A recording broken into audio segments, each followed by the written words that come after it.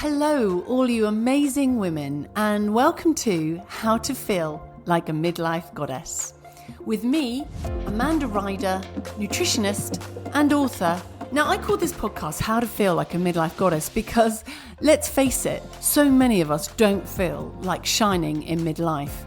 We can be grappling with physical and psychological symptoms, which can lead to a real loss of confidence, and it can feel like you're really losing your identity.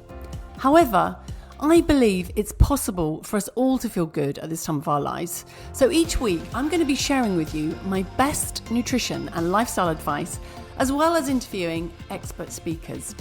And week by week, together, we will build upon a foundation of healthy, sustainable habits that will really benefit us and make all the difference to how we feel.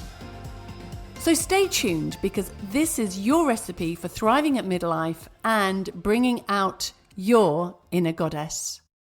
Today I'm joined by Dr Mary Alice Mina from Atlanta, Georgia. She is a Harvard-trained dermatologist, dermatologic surgeon. I'm not quite sure what that means, but I'm sure Dr Mina will explain that to us. Wife, mother, and skin enthusiast. She's an international speaker, author, and she has her own podcast called The Skin Real. With almost 2 decades of clinical experience, she is described as a leading expert in skin health, and she's on a mission to help educate people with real skincare, because let's face it, most of us find it quite overwhelming. So welcome to the podcast, Dr. Mina. Thank you so much for having me. I love to talk about all of this stuff. Yeah, well, I'm looking at you now and thinking, gosh, your skin looks really beautiful. You're definitely a good advertisement for what you do. Well, thank you. Thank you.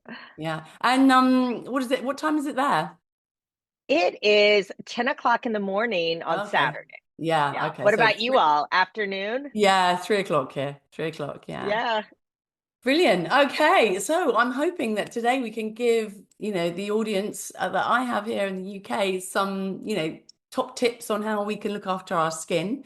As you're aware, this podcast is called How to Feel Like a Midlife Goddess. And I'm kind of all about how you feel rather than how you look. But we all know that if we look, well and healthy, we feel so much better in ourselves. So when we've been communicating, I understand that you very much talk about skin minimalism. Can you tell us what you mean by that? Absolutely. Right. Who doesn't want to look like a goddess, right? So I think Yeah, no, sometimes people absolutely.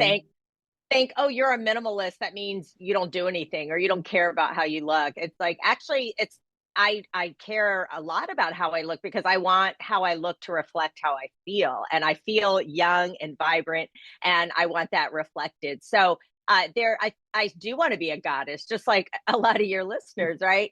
But you don't have to do all the things. I say you don't have to do all the things, you just have to do the right things. Mm-hmm. And it's quality over quantity. And in this day and age, I don't know what it's like over in the UK, but in the US, it is crazy how we are bombarded all the time. Even our 12-year-olds think that they need anti-aging routines, right? It's crazy how we're Yeah, just being it's very marketed similar here. to all the time, like, buy this, do this. Even as a dermatologist, I'll be like, well, wait a minute, do I need beef tallow? I need to look this up. So it gets crazy and it's overwhelming. And if a lot of your listeners are like me, I don't have time for all this nonsense, right? I don't want to spend my life stressing about how I look all the time. I want it to be effective and I want it to work, but it doesn't have to be crazy. And my skincare routine is really basic. The key components are a cleanser, a moisturizer, and sunscreen. That's for like the true minimalist. And I say my mom is a true minimalist. She doesn't want to do anything beyond that. And she looks great. And that's her goal and that's her prerogative. And that's fine. I like to be a little bit extra. And so I do either a vitamin C serum in the morning, and then I always do a retinoid at night. And I've been doing that for decades. And I really credit my skin to sun protection and a retinoid consistently. So I haven't even done a laser on my face until this year, and I'm 44. So you don't have to be doing all these trends and fads and What do you all mean by these things. laser on your face? What do you mean by that? Well, like, it's not like every year I'm doing a Fraxel or a laser on my Uh, face. which you can do, and I think they have wonderful benefits. So I'm just trying to say that it can be that simple. Like you could truly, for decades, just use sunscreen and a retinoid and have amazing skin. But I find that people think, oh, no way, that's way too easy. It can't be that simple. So they go off and they buy all these things. They spend all this money on procedures and they're just spinning their wheels. I call it the hot girl hamster wheel, where we just keep adding to our to-do list of beauty things, and we're not really getting the results that we want. So we end up getting really, really frustrated. Yeah. So you think that we need to cleanse and we need to moisturize and we need to wear an SPF. And first, let's just think about SPF 50. Is that what you'd recommend? I know most dermatologists do say 50. Yeah, well, so in the US, at least we say 30 and higher. Okay. Um, 50 is excellent. It's wonderful. What I don't want people to do is think that the sunscreen in their makeup is enough, or like an SPF 8 or 15. That's just not enough. And I recommend just wearing it every day. I know some people I live in Atlanta, which tends to be pretty sunny. It might be cloudy in the morning, but then the sun's out later. I work inside most days, like most people. I'm not spending a lot of time outside, but it just becomes a habit for me to put it on in the morning, just like I brush my teeth.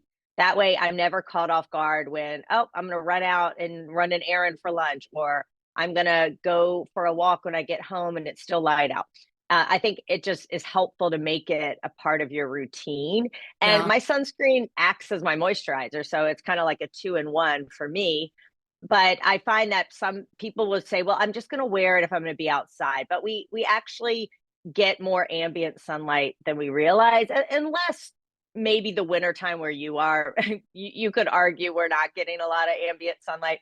But for a lot of people, they're getting more sun than they realize. That walking from the parking lot to the store, or taking the dog out for a walk for 15 minutes, watering your plants, that all adds up, and it adds up over the years.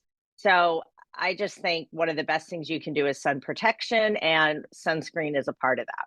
So you use yourself a moisturizer and an SPF all in one. I do, and I tend to have oily skin, so well, it's changing, right? It's not as oily as it used to be, but I tend to, especially in the summertime when it's really hot and humid, I can usually just wear my sunscreen, and that's moisturizing enough for my skin.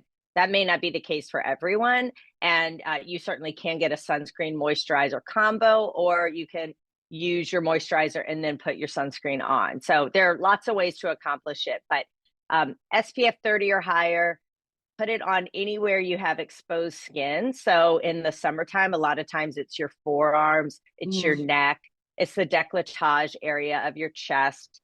Don't just think that sun protection is only for your face. If you're a guy, tops of your ears, the top of your scalp. If you don't have hair there, those are important areas to remember. Yeah. So you would put I haven't seen a lot of moisturizers and SPFs combined here in the UK. And I was told that, you put your SPF on at the end of Yes. your skincare routine. You would agree with that? Yeah, you got it Yeah. right. You start with your thinnest to thickest. So Okay. wash your face, or in the morning I just splash water on my face. Uh, I don't actually wash it with any cleanser, and then put on, if you're going to do a serum or like a vitamin C serum, that's a great time to put that on. Then your moisturizer, then your sunscreen. If you have oilier skin like I do, you can usually skip the moisturizer and just use your sunscreen. yeah. Okay. So some of them are quite moisturizing. And is it important? Well, I suppose it must be important which one you use because, some people will say in this country, there's an argument to not wearing it because you're just putting more chemicals on your skin. And obviously some sunscreens are better than others.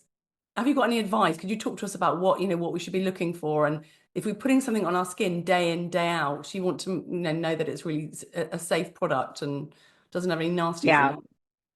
Yeah, so there has been a lot of debate about this, and people saying not to wear it, which is frustrating because when you don't wear it, you are literally radiating your skin and changing your DNA and your skin cells from UV radiation from the sun.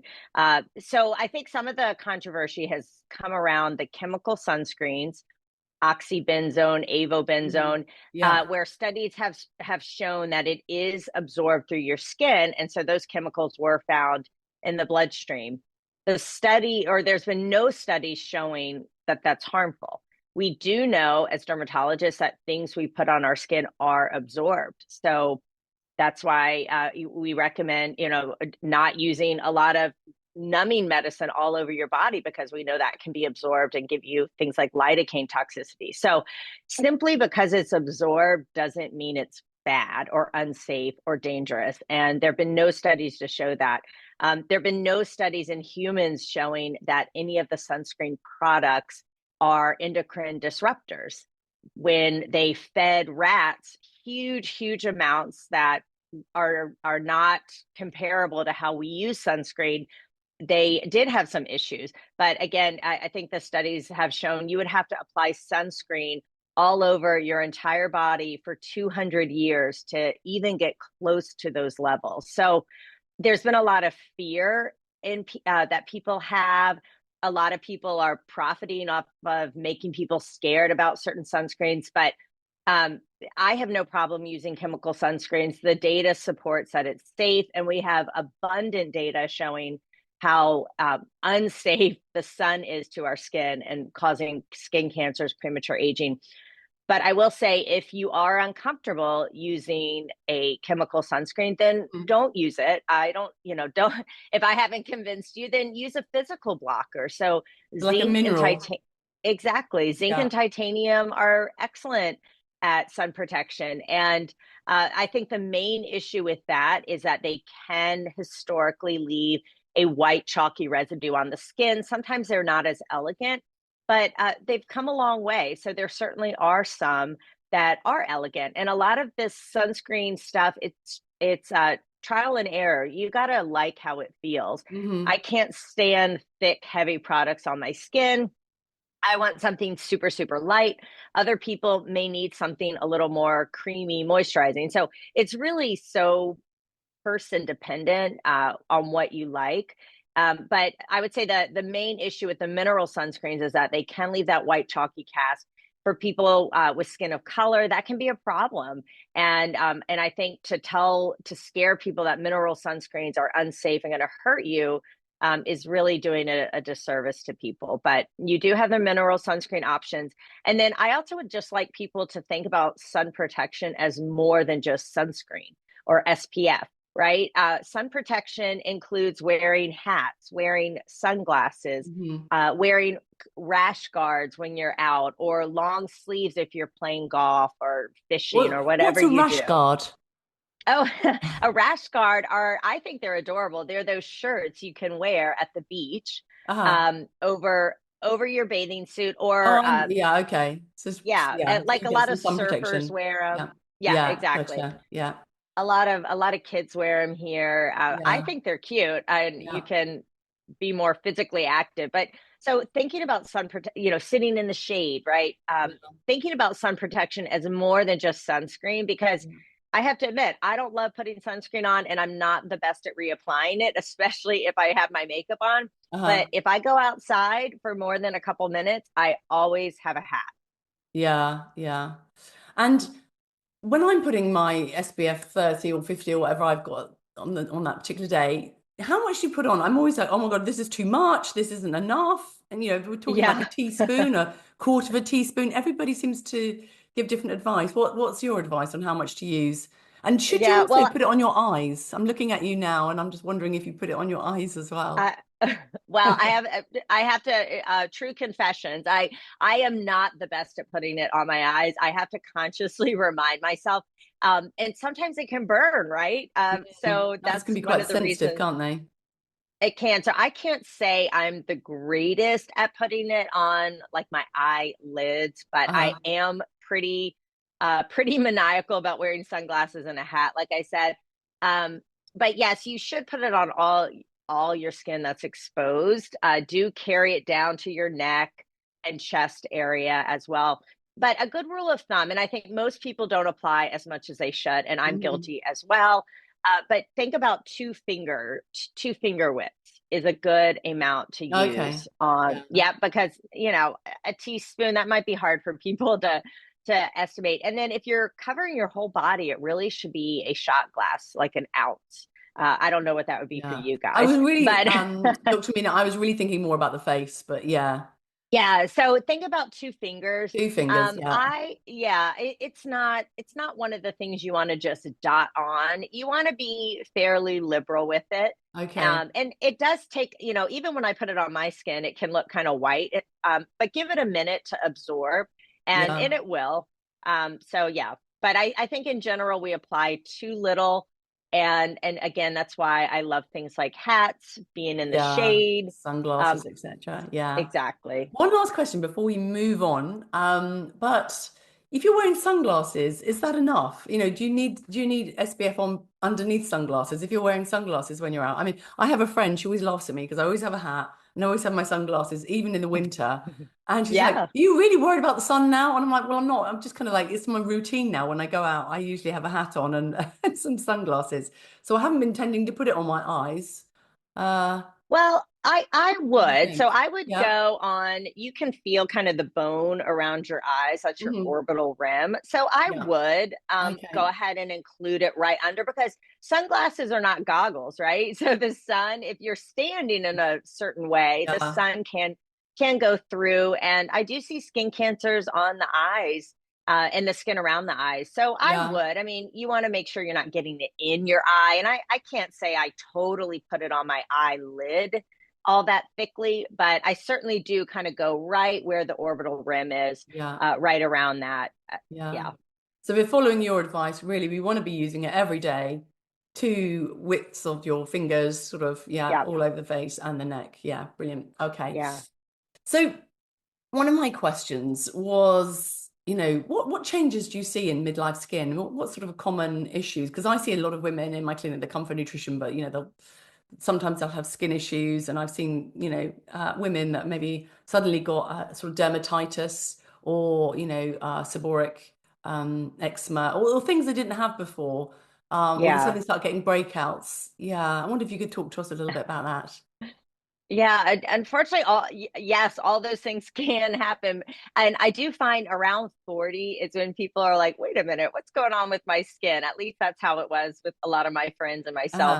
Uh-huh. And we know that, so our collagen decreases even starting in our mid 20s, about 1% a I year. know. I was But reading that the other day. It's like by the no, time you've gone through menopause, you're like 60% down, aren't you? After 5 years yes, post-menopause. Gosh, yeah. yes, yeah, a huge drop can happen within the first few years after menopause. Like, and that's why I think a lot of women who are going through menopause, or just experienced menopause, will say, "I feel like I just woke up and my face had fallen, like my face is melting." But we notice those changes even before.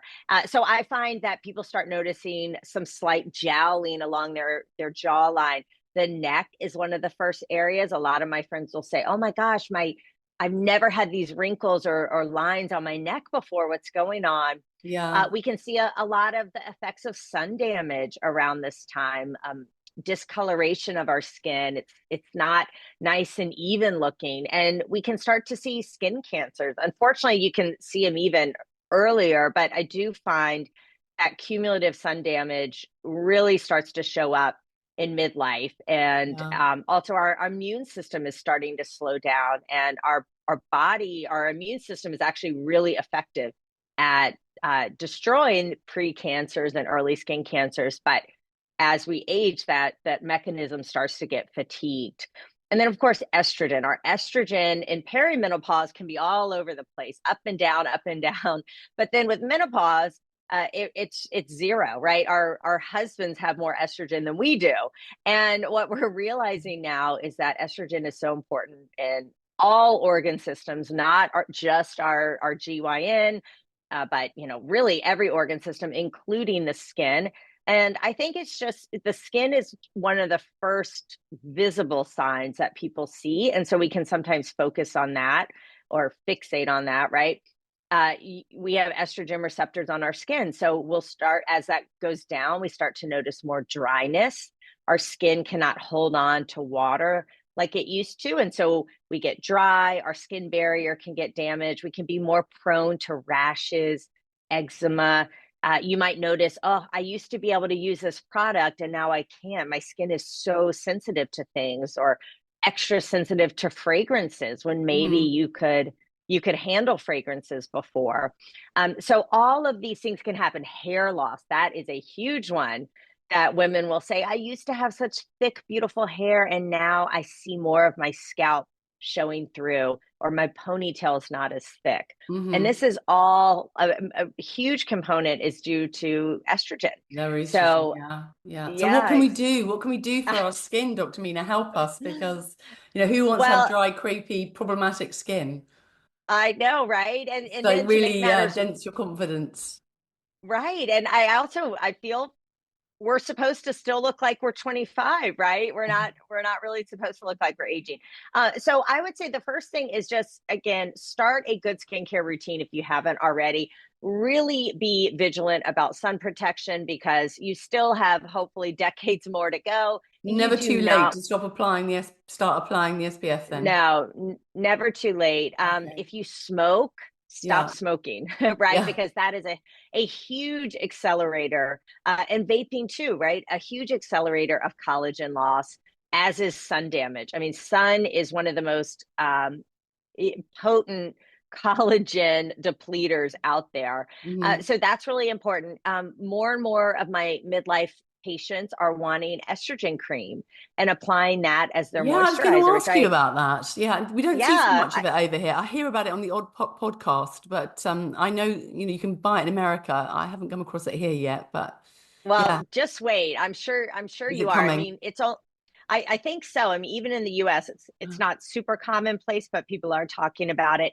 And women actually have been using estrogen cream on their face even back in the 40s, when there wasn't even the FDA. And then due to FDA forming and regulations, it was removed from skincare products. But now, well, I think not even secretly, but I think women have been using their vaginal estrogen cream on their face, Wow, just okay. thinking, hey, it helped that skin. Let me see if it helps this skin. Yeah. And now we actually have it products that are formulated just for the face, that are a little more elegant, that have a little bit better feel for the skin of the face. And it's been wonderful. It's excellent. It's very safe. Women, even if you've had breast cancer, they have not found systemic absorption of estrogen to any significant degree, which is great. So if someone doesn't want to be on systemic estrogen, you can still use topical estrogen. I would say the only people you may want to be careful using would be if you have very severe melasma. In case you were wondering what melasma is, it's just hyperpigmentation of the skin, and it's hormonally driven often. And I know when I was pregnant, I had a bit more pigmentation on my face. Anyhow, after that, we got cut off and had to restart the call.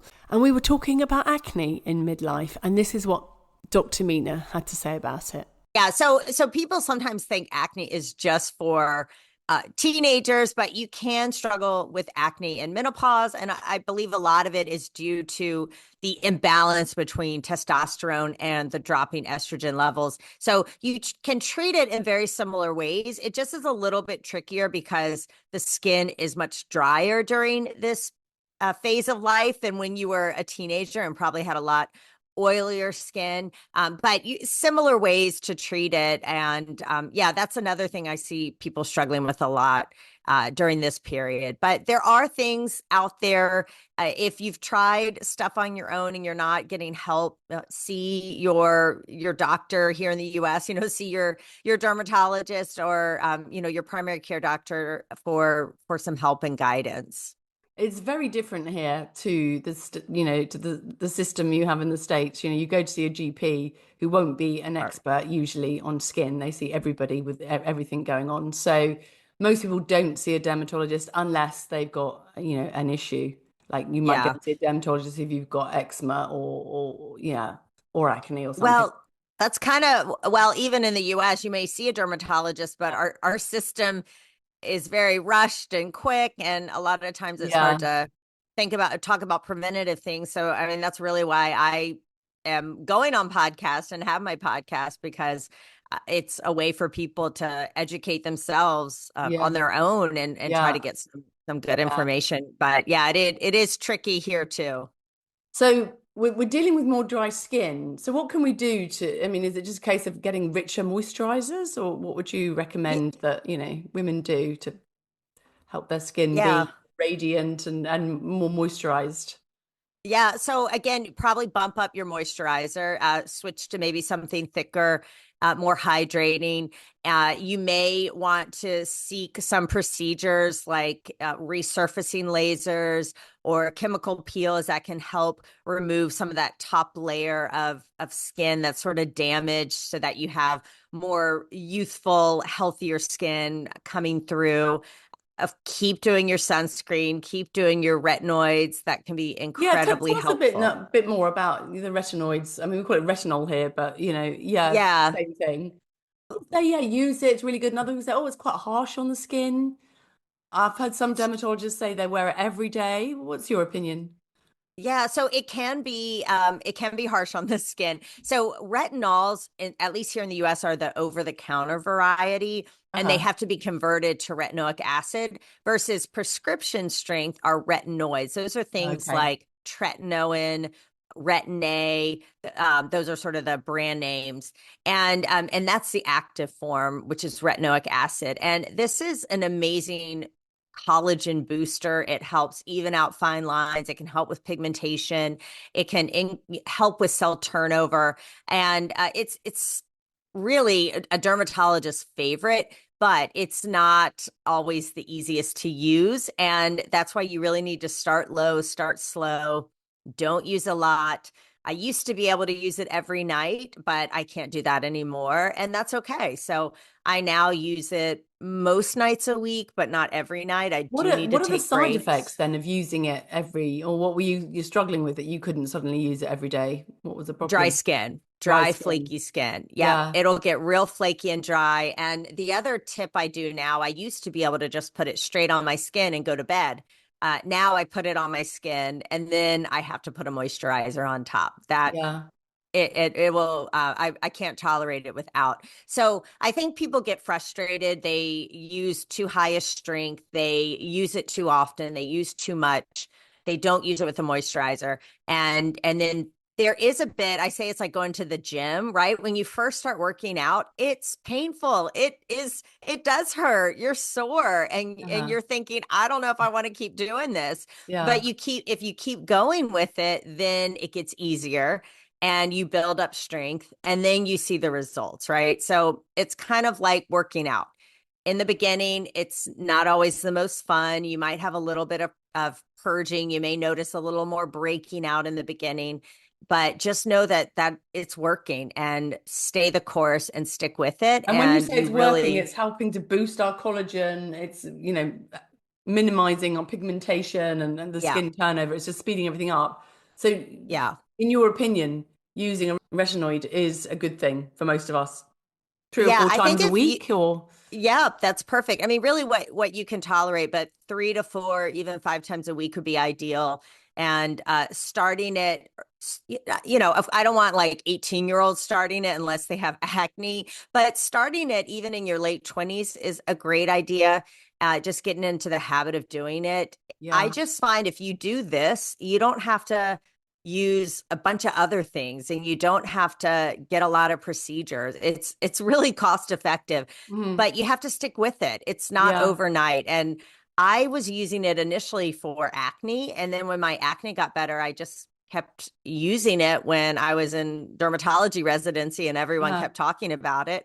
Yeah. And I remember using it it took about a year before I was like, oh, I see the results. I see what Oh, people are really? talking Yeah. about. I see Wow. the Okay. difference. Yeah. So it's not overnight, right? And that's Uh, what we all want is mm, overnight results. We want instant results. but I can almost tell who consistently uses one because their skin just has this glow about it.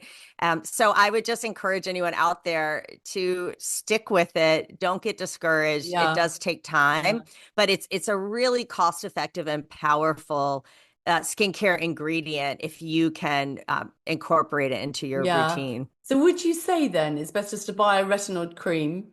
And how do you use that? Use that first. So you take your makeup off in the evening, you've got your cleanser, then you put it Yeah. on, and then you Yep. put moisturizer on. Is that the way to do it? Yeah.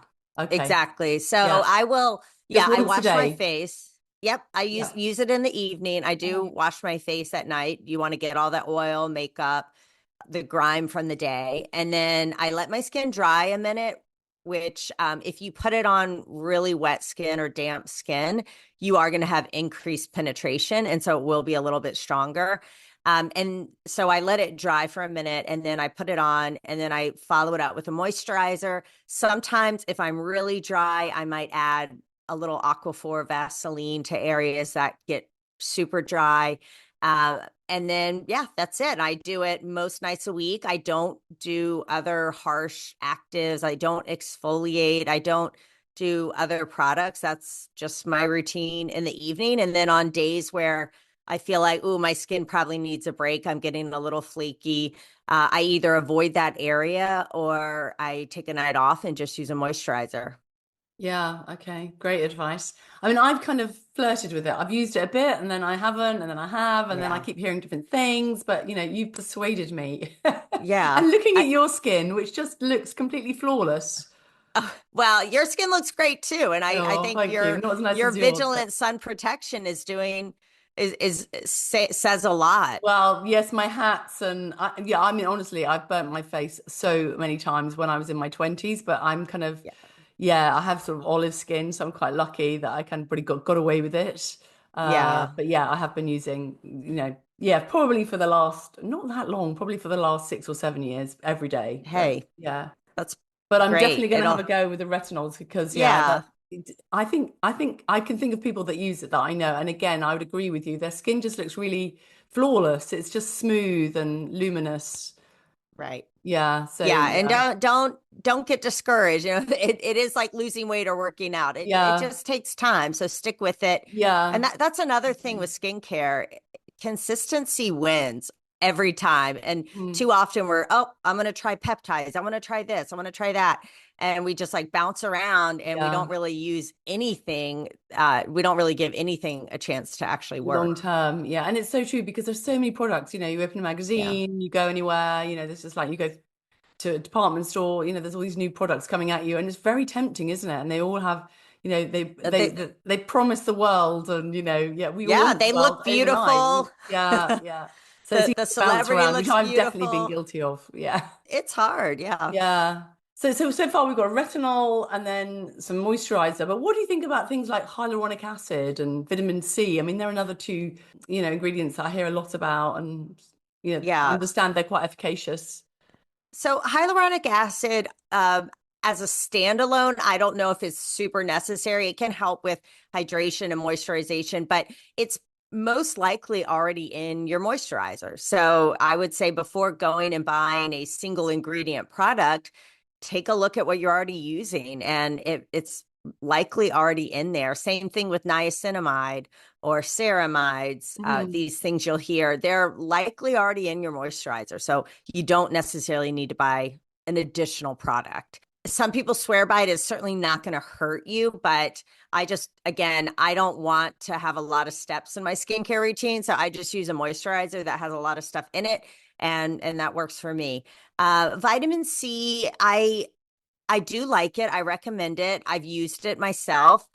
It's great it's like a great partner. It's like sunscreen's BFF, right? It helps with breaking down free oxygen radicals. It can really help with hyperpigmentation. So the people who I think do really well with it are people who do have some discoloration or hyperpigmentation on their skin. And it's best to use that in the morning, and then you can layer on your moisturizer or sunscreen on top of that. But it's great. You can spend a lot of money on vitamin C. I recommend just going to the drugstore and finding one L-ascorbic acid, typically 10 to 15% is plenty. If again, your skin, just like with tretinoin or the retinoids, it sometimes can be a little irritating, especially if you have sensitive skin. So it may not be something you can use every day. You may need to use a moisturizer afterwards. But yeah, especially if you have hyperpigmentation, I think it's a great addition to your routine.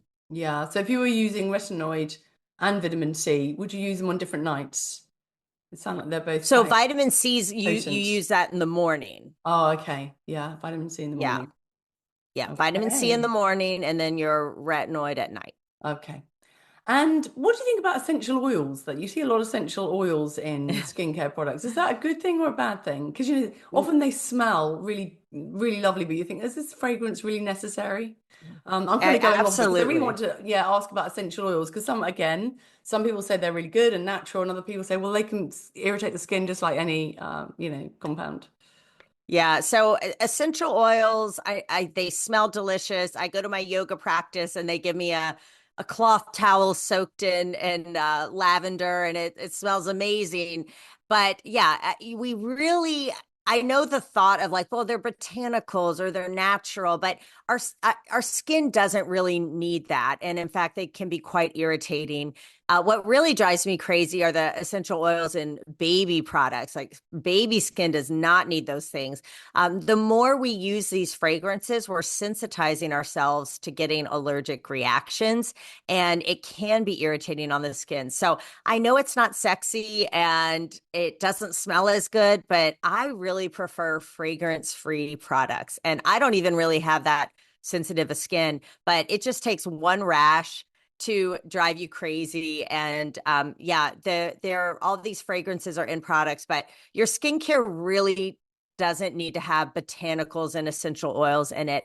If you love essential oils and you want to use them in other ways, that's fine.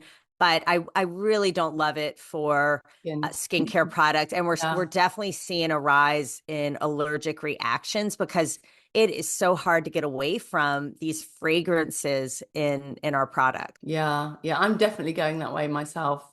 And the first time you get a non-fragrance product, you think, oh, it's a bit boring. But actually, yeah, like you said, your skin doesn't need it, and you only smell it for a few Exactly. seconds, don't you? Yeah, And then it's evaporated. Yeah. that's right. So I think we've kind of got an idea now what we should be doing or what we should be using. Do you have any advice on, on how with skin damage once you have skin damage? Because like again, I see a lot of women and they've got quite, they've got lines. They didn't get this information soon enough, and they've probably Yeah. taken too much sun. What can people do if they've got very, deep lines and lots of pigmentation? Yeah. Well, of course, prevention is key, right? It's Yeah. so much easier to prevent, and it's never too late to start. So always, start today. But yeah, if the first thing would be to if you have sun damage, recognize how the sun is a huge driver of that, and to really start thinking about sun protection. If you do have a lot of sun damage, there are things we can do in the US. We can do things that are covered by insurance, like topical chemo creams can help get rid of precancers and early skin cancers. Chemical peels are a great way to remove a lot of sun damage so that you have healthy skin underneath that can come forward. Laser resurfacing lasers, especially the fractionated ones, have actually been shown to reduce the numbers of precancers and skin cancers in people not covered by insurance, but it can really give a nice, I call it glow up, where your skin just looks more youthful, healthier. These lasers can also stimulate collagen, which can be really powerful and helping. And I don't know what Botox is like or botulinum toxin, what the attitude is over in the UK, but in the US, it's really common, really popular, and it is a great product, or it's a great way to improve the lines on the face that Mhm. happen with movement. So if you are always scowling and you don't even realize you're scowling, but people will come up to you and say, "Why are you angry?" And you're Mhm. like, "I'm not angry," right? That can be really frustrating to Yeah. people. And if you go on TikTok and all these online, you'll see all these like DIY hacks and stuff like that. But really, the best is just a little bit of some Botox or the equivalent in those areas can really soften the lines. Yeah. They don't necessarily erase them permanently if they're already there at rest, but they certainly will soften them up. Yeah. And it can be done really naturally where you can still emote, you can still move your face. I think that's a big fear of a lot of people, but that's a great way to rejuvenate the skin, make it brighter as well. Yeah. So you don't think there's any side effects to having Botox or fillers? Your wallet is a little thinner, right? Yeah. So they're different things. So side effects of Botox, the main side effect is if you go somewhere and you get fake Botox. That's something that's been going around. Don't look for the cheapest price because you may not be getting what you think you're getting. If it's placed incorrectly, you may get a little bit of like a droopy eyelid, stuff like that. But that resolves. It's not permanent. So in general, it's very safe. I tell the story. My son had something called torticollis when he was born, where the muscle in his neck was so tight he could not turn his head. And it required surgery and lots of physical therapy. And he actually got 100 units of Botox into that muscle. And it finally helped relax his muscle so that he could turn his head. So I would not have done this to my 18-month-old child if I was not 100% confident that it is safe. And it's safe because it's just being targeted to the muscle where we place it. So I have no qualms about doing it. We have lots of data, decades of experience using it. And I see the benefits. It actually, studies have shown that it can improve people's moods, make them happier, make them feel better about themselves. But yeah, I would say the biggest drawback is that it does thin your wallet out a bit, right? Because you do have to go every couple of months, maybe 2 or 3 times a year to maintain the results. Yeah. And does the Filler. skin, and I've heard some people say, oh yeah, the skin, because the muscle's not working anymore, if you stopped having it, you'd look even older. Is there any truth to that? No. No. No, I would say actually the opposite. So again, think about working out your biceps or a muscle. The more you use a muscle, the bigger it gets. The less you use it, what we call it becomes atrophic, thinner. So think about I've had Botox in my between my eyebrows, so I can't scowl. But if you are constantly scowling and using that muscle complex, those muscles will get bigger and you will start to develop lines in your skin from it. If you relax those muscles, you are not making those expressions. You are not getting bigger muscles there, and those lines will disappear. If you stop doing Botox, you possibly have trained yourself to stop making that expression. So you may not scowl as much. But for most people, you will just, again, start to use those muscles. They will start to get a little bit more active and those lines can reform, but it certainly won't make you look older. So if you started anything, using it and then for whatever reason you couldn't do it anymore, that's fine. Oh yeah, totally fine. If stop. anything, you've bought yourself a little bit of time where you haven't been getting those lines etched in your skin. Yeah. So And you've had Botox and you'll continue to have Botox? I do. I actually really love it. A small amount. You don't need a lot. I just put a little bit here, a little bit around my eyes. And I love a little bit down here. And I find I can still be expressive. I can still look like myself. Most people, when I tell them I have Botox, are surprised because it can be done very naturally where you don't look bizarre or weird. And it also, just like with a retinoid, it gives a glow to the skin, which is really lovely. And I think it's if you are thinking about doing cosmetic procedures, it's a great one to dip your toe with because it's not permanent. If you don't love it, you never have to do it again. And it's incredibly safe. So I would see someone who knows what they're doing, who's experienced, and don't shop for the best deal. But it can give really nice results. Okay. And what about filler? I mean, people have filler, don't they, in here? And you sort of think, oh, and it all has to, break down and it gets absorbed. And what's your opinion on filler? Is that as safe? Yeah, so filler is hyaluronic acid. Okay. So that what we were talking about before. It's naturally occurring in our bodies. So it's not like we're putting something fake. Well, we're not putting something like silicone in our skin, like in the olden days. The reason I think filler gets a bad rep is that people have gone overboard with it, and we see the celebrities and the people who are just overdone. It takes a lot of filler to get those results. So if you are going to get one syringe, you're not going to look like that. I do like filler in certain areas. Am gravitating more towards things like biostimulants that stimulate your own collagen. But there are areas where you really just need a hyaluronic acid filler. So that might be your lips might need a little bit. That might be your temples if they're getting a little hollow. For some people, a little bit under the eyes can look really nice. So again, it's all about who you're seeing. It can be done. I've had filler. It can be done very naturally looking. It does not have to be overdone. And it does break down over time. I know a lot of people hear the story, oh, it migrates. It's going to be there for decades. Again, if you're not using copious amounts, I don't think that's really anything you have to worry about. Okay, so you're for it. I mean, here in the UK, yeah, lots of women are using Botox and filler and very happy with it. And other women are just totally against it. Like they want to just age naturally and not be having to rush off to the clinic. I mean, it's kind of, Yeah. I'm kind of in the other camp at the moment. I'm like, oh my God, I don't want to add another thing with the hair. Exactly. And the nails.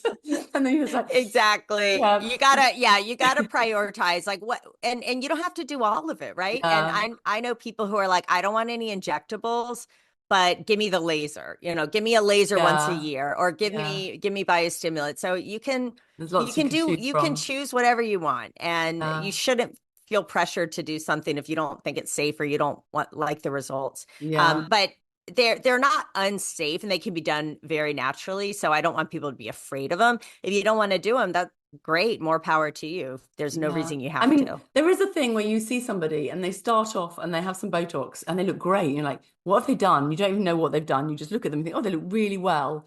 And then the years roll on and, they get older and older and they're just not changing at all. And of course, their neck does change and the Yeah, rest of their body is, aging. And sometimes it can look a bit strange, when someone's quite sure. old and they're still, their face doesn't move. And so, Yes. yeah, it's about sort of, yeah, getting it right, isn't it? And not going It's all a out. thin line to I mean, if you think about Cher, balance. she looks great, but she does look a bit weird, in Yeah. my opinion. Or even like Martha Stewart looks great, but then you're like, she also is in her 80s, and it's a little strange. She doesn't have any line, so. But Yeah. to each his own. My goal is to look the best I can at the age I am, not to necessarily look 20 years younger or to Mm. look like I Yeah. haven't aged at all, but No. just to look very, very natural. Yeah, and make the And best of yourself. I mean, I think that's what we all want to do, exactly. isn't it? Just be the best version of ourselves without, like you said, looking 20 years younger. And if you do want to look 20 years younger, then, yeah, what's going on in your head that you can't just sort of be Exactly. comfortable with your age, which, yeah, I'm very much about being comfortable with, the odd line and yeah, grey hair, Yeah, and I whatever. think if we fixate on so much on our appearance, we're On that, always yeah, going to be dissatisfied. I mean, we're yeah, always going to be able to find things we can't like, or think, oh gosh. And yeah, it's yeah. sometimes we just need to step away and put our energy towards other things that are more Yeah, productive. absolutely. I mean, if you just think about, I was having a conversation with my husband, if you think about how much time girls when they're at college, how much time they spend on their appearance and how much time boys spend on theirs, Yeah. it's like it frees up so much time for the boys, Oh isn't it, to, get gosh. ahead or do whatever they're doing. And yeah, and we all do it because, there's a social pressure, isn't there, to look good Oh and gosh. I was back when I was in my 20s, I would spend about 90 minutes in the morning getting ready. I mean, I'm just like, yeah. what? I want to like, shake my younger self, because Oh. I would wash my hair, I would curl my hair. Oh, Now yeah. I wash my hair every couple of days, and I'm like, this is it. A little dry shampoo, and Yeah, put on some yeah, I'm lipstick with for you. you. I'm with But you. Yeah, absolutely. Too many other good things to do. One last exactly. question before we wrap up. We haven't really talked too much about the eyes. Now, a lot of women get bags under their eyes as they get a bit older. And I also wanted to ask, what can we do to avoid that and to keep our eyes as fresh and crepe-free as possible?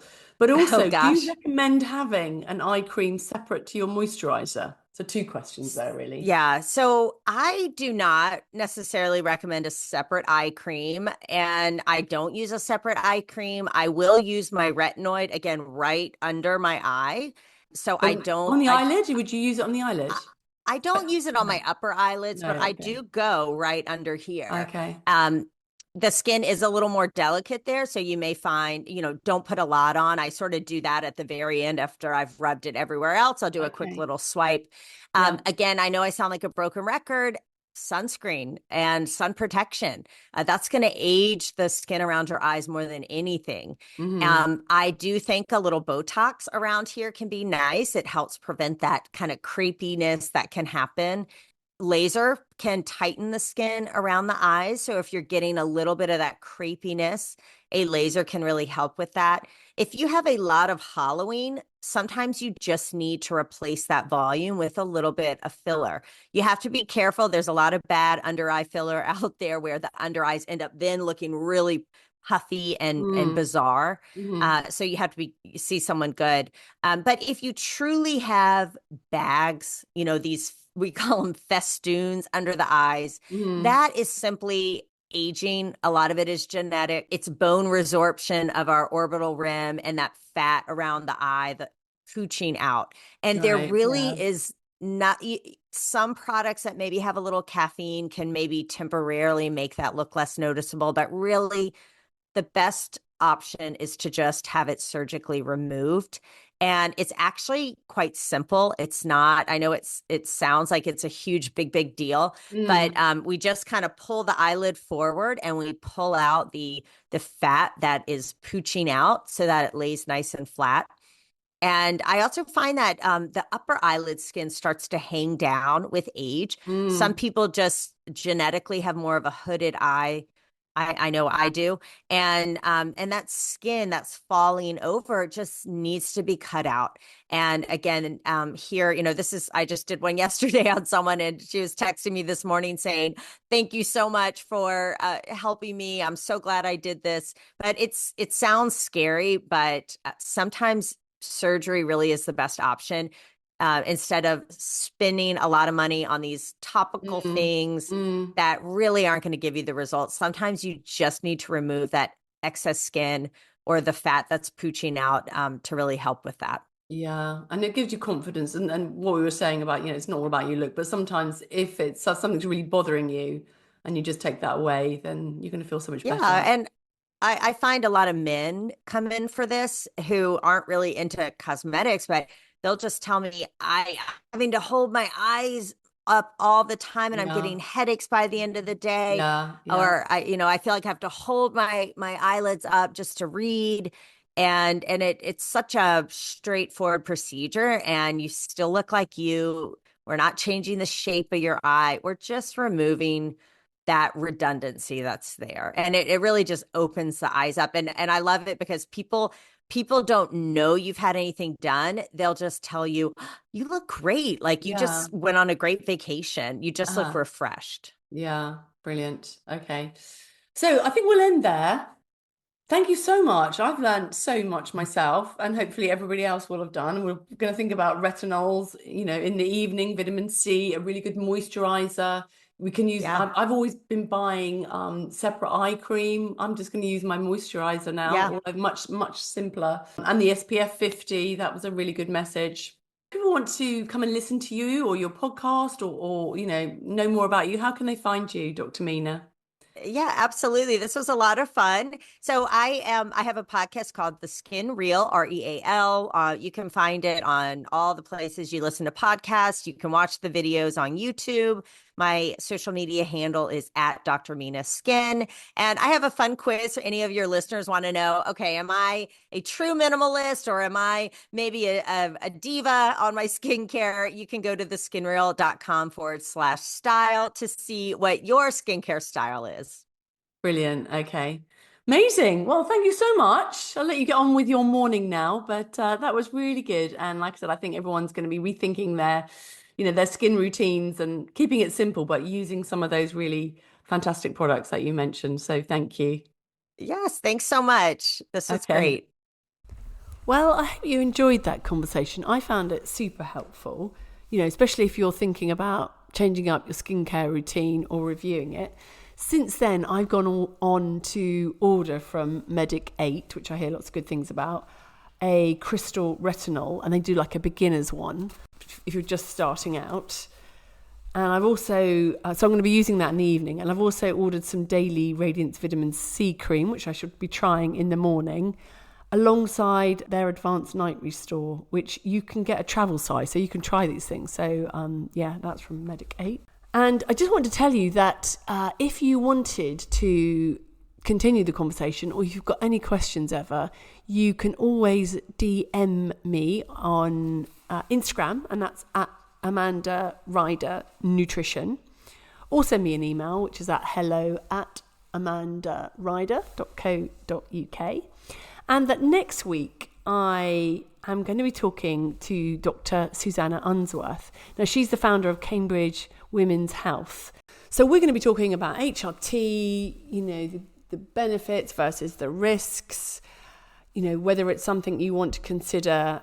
And I think it's going to be a really interesting conversation. So I do hope you can join us for that.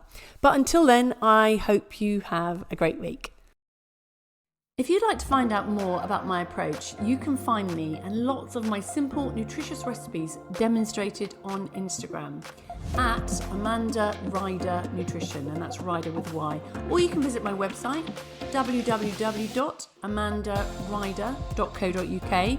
Or if you like a copy of my book, Feel Good for Menopause, you can find that on Amazon. And of course, if you enjoyed this episode, I would really appreciate it if you could like, follow, or click the subscribe button. It will really help me grow the podcast and keep me going. So thank you. And of course, do get in touch. I'd always love to hear from you. So that leaves me to say I'm sending lots of love and light from my midlife goddess to yours. See you next week. Bye for now.